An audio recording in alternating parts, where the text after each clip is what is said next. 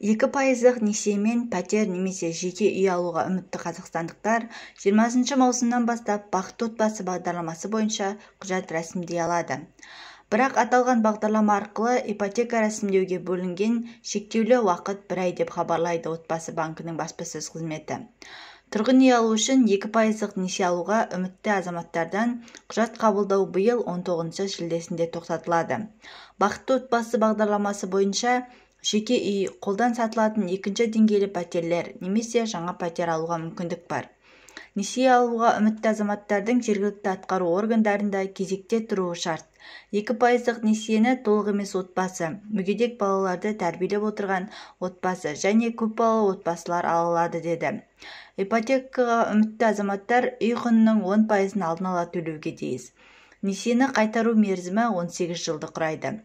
2% несие бағдарламасы бойынша Нұр-Сұлтан, Алматы, Ақтау, Атырау, Шымкент қалаларының тұрғындарына 15 миллион теңгеден бөлінсе, Қазақстанның басқа қалаларының тұрғындары үшін тиесілі сома 10 миллион теңгені құрайды.